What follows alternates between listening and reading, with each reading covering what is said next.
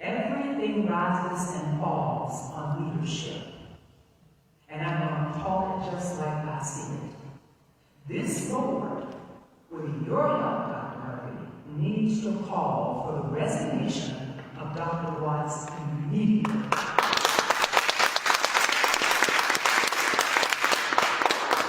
If that resignation is not given, then you need to move to terminate this current contract and whatever it takes to pay out when it got the money. We just don't have the time to draw this out at the cost of children.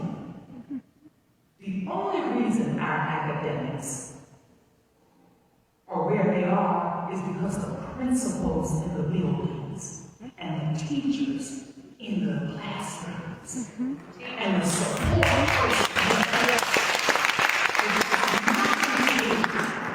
with the change of leadership that we all supported. I'm guilty too. Dr. Watts worked for me 2 years in human resources. I agreed for his appointment at the middle school, and further agreed for his appointment when he became assistant superintendent, and I also agreed when he became associate superintendent of curriculum instruction. So it's not personal. I like him, I like his son Devin, and I like his wife Robin. It ain't personal. This is business. Steve, what we just saw was pretty scathing from Dr. Francis Collins. That was her getting up in the open comments area of last night at the Mary Kay's open her town hall, and she looked right at Calvin Watts and just kind of blew him out of the water. What is your take on that? She pointed out the poor leadership, which we all know that's what's going on, and they're trying to punt the ball somewhere else and have all these side meetings, and to what I've seen is a bunch of smoke and mirrors. But what is your take on that, Steve? Well, I mean, this is why people love Frances Davis. Whether she likes you or she doesn't like you, she's going to shoot you honest. And so when she gave that report, and she said in there, it's not personal, it's business. This was a completely factual statement from a long tenured Gwinnett County employee who knows Dr. Watts very well. As she mentioned, she approved all of his different promotions along the way when he was here, including the one to associate superintendent that he conveniently left off his resume that we talked about before. She said, I made a mistake because she supported him at the get-go of this change. But after watching it for 16 months, she knows that it's no longer tenable. He's got to go. She told him at the very end, which is farther in the clip, I love you. This isn't personal. You're just not qualified for this job. And for somebody of her stature and her tenure at Gwinnett County to so publicly state that, if the board isn't listening, the board is no longer doing their job either. And you heard the applause. The applause was in a room that was maybe 60 people, but so many people were appreciative of what she said. It sounded like a full house. Right.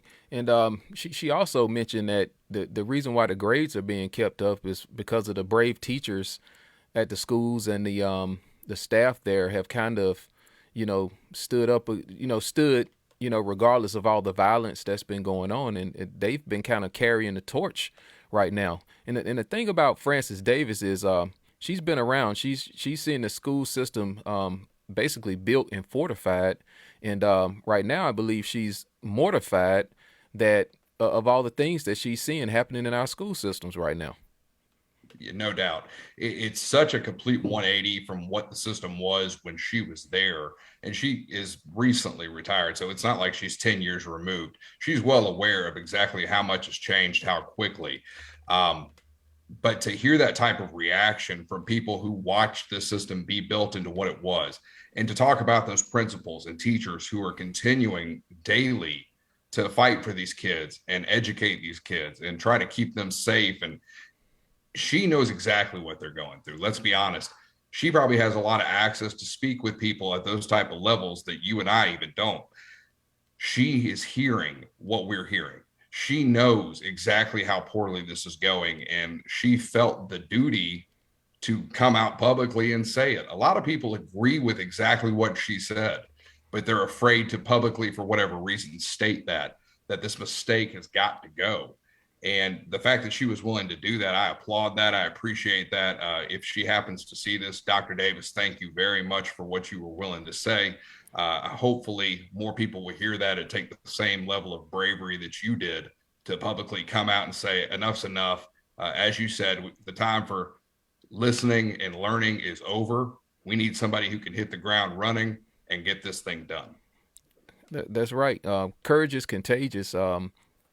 A lot of quite a few of the teachers, if not most of them, are probably afraid to speak out because they have this fear. We're living in a cancel culture. And, there's a teacher recently that seems like he's getting called over and over into the ICS. I mean, ISC or whatever it's called. Yeah. And in my view, it's just an intimidation tactic. Again, our teachers are very brave. They do a tough job. They're with these kids. They spend a lot of time with them, and I just don't see why the superintendent and these policies are not being enforced to be able to make a safe environment for these teachers and a good conducive environment for these students to learn. I believe that they deserve just that. And this uptick in violence, we see how it's went through the roof since Calvin Watts has been in there. I looked on a report and I saw one expulsion and, two expulsions in a matter of 2 years. Mm-hmm. Out of 200,000 students. That's like awesome behavior. The math just don't add up with all of these videos that we see and coming out, fight videos and things that are going on. Well, let me be the first one to give you some new news that I just found out this afternoon, since you talked about expulsions. A week or so ago, there was the teacher at Discovery High School that was brutally beaten by a student. Another girl was filming it, and there was a girl in the video that said, "Get off my brother." So the attacker, his sister, and the filmer all had their tribunal hearing today. The attacker is permanently expelled. The sister is permanently expelled. The girl who filmed the fight, who was well aware of it in advance, this was all a setup. Quote from the person I spoke with, "Not in violation of any policy, may return to school." And where that blew my mind, and that's the nicest way I can say that, is all these emails that come out after these incidents from the principals, from the county. Calvin sent one out a week or so ago where he just copy and pasted what a principal said. He's got a habit of doing that and trying to make it look like it's his own work. I believe the word is plagiarism. But anyway, they all state that anybody who is filming these incidents is also in violation of county policy. So it's in writing, yet somehow in that discipline tribunal, not in violation of anything, may return to school. And this girl has supposedly got a history, a pretty decent discipline history. There are teachers at that school who are afraid of her. I've spoken to two of them, and I am sure they were hoping that she was going with the other two. So now that they know she can come back to school, what's that going to do to their mental health and their anxiety? Yeah, that's a huge issue. I don't understand why they are not enforcing the rules that they set forth. That's the whole problem here. There are rules on paper. The teachers are, from what I'm hearing, are sending in referrals for disciplinary actions, and those referrals are being kicked back to them. Sure. Well, that's sending a message to the students that nothing's going to happen if I continue to get in trouble like this. So we need a change, and I agree with Dr. Davis.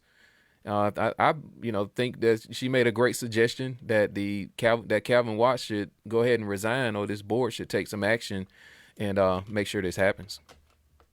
100%. I mean, we know that he's already been asked to resign once and refused to do so.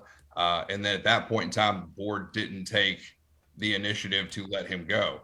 So now that leaders like Dr. Davis are coming out and asking for the same thing, Dr. Jim Taylor sent a letter out a couple of weeks ago outlining the 5 issues he sees and calling for new leadership. So there are plenty of tenured employees from Gwinnett County, community leaders that are all asking for the same thing. And you would think that somebody in Calvin Watt's position, when that many well-educated, well-tenured, high-level people are asking for you to take off, you would think that his ego would not be so big that he wouldn't realize that everybody in the community is saying, you're not qualified for this, you need to go. You would think he would just go ahead and maybe cut bait and run in the interest of not making this even worse for him the longer this goes on. Absolutely. It seems like I want to say he's doubling down, but he's not taking the message. Nobody wants you in here because of the job that you're not doing, as far as enforcing good disciplinary actions against students that are committing violence on school grounds, and it's causing a huge problem, safety problems, probably psychological potential problems for some students. I couldn't imagine getting up going to school every day feeling like I'm heading into a war zone. I don't know if a fight's going to break out in the hall. I don't know if there's going to be a weapon produced and, I'm going to be ducking and hiding or whatever for the day. And also the parents, they're sending their kids to school not knowing what their safety is going to be like. It's completely out of control. And I appreciate what Dr. Davis did, which was come out and let her voice be heard on her position on what's going on. It shows the solidarity with teachers and also concerned parents that may feel some kind of way about what's going on in this school system. For sure. I mean, I went last night. I took a chance to speak since it was an open forum, didn't have to sign up. And you and I have been discussing the last couple of weeks now, teacher safety. There was a secret teacher meeting Monday night that the news covered, which frankly, shame on them for outing a secret teacher meeting in the first place. But that being said, these teachers are so fed up with what's going on. They feel like they're not being heard or seen or valued and that their opinion doesn't matter, that they needed to get together and lay eyes on each other to know that they're not the only ones. But just yesterday, I got reached out to from a teacher at a high school. I won't say where. She's a very petite woman, and that's putting it nicely. She might be 5 feet tall. She's tiny, and she's at a high school. And she's terrified because these kids have no respect. They constantly berate her, cause problems in her class. And frankly, if she ever got involved in anything, she's not getting up. To have young teachers feel like they can't even go to school. Yeah, it is the kids. I get it. I'm a parent. I do not want that for my son, but I almost feel worse for the teachers. As I said last night in what I said in my comments, you have grown adults who are being beaten by children and their hands are tied behind their back by the county. They can't defend themselves. They're not allowed to retaliate. When they're breaking up these fights with these kids, they're getting injured because they have to do it in such a way that it's prohibitive from them protecting their own bodies. You had an assistant principal get hurt last week at Lanier breaking up a fight, 2 girls. When did we ever allow it for adults to get whooped up on, and there's no other way to put it, by kids and say it's okay? Right. Completely outrageous. The parents, again, they're not going to back down. Thank you to all the teachers that have, kind of stood in the gap for these students, regardless of not having all the support that they need from their superiors. And I'll tell you this, man, I said it to them in that meeting, and a couple of heads turned around when I said it, but I've heard a few teachers this week, and when I say a few, dozens, and it might be into the hundreds at this point, that are not going to work anymore. Okay. They're fed up. They're tired. They feel like they're not heard. They're not protected, and the county's not taking care of them. So they're currently not going to work. They're going to take care of themselves. And I fully support that. And I told them that. I said, look, if these teachers don't feel safe and secure and able to come to this building and teach our children, then one, as a parent, I support that choice for them to stay home. And two, I might just have to start keeping my kid home, because if the adults in the room don't think the building's safe, then I know my kid's not. Yeah, absolutely. So if there's any teacher watching this video and you're feeling the same way and you've been hearing all this stuff, if you choose to take off of work, by all means, we support you 100%, because you have to worry about your physical health, your mental health, your emotional health. That teacher who was beat up a couple of weeks ago, he's still not back at work. And that's not just physical injury. That's also mental and emotional stuff. And I can understand that. If I had a 16-year-old kid attack me and I had to sit there and take it, I'd probably be out of work for a while myself. Yeah, that's right. So, real quick, Steve, before we get out of here, let the Yeah. people know. I know you have a YouTube channel and some other ways to follow you. So, let the people know how to keep up with what you're doing. Yeah, absolutely. Black Hat Dad 2021 on Twitter and on YouTube.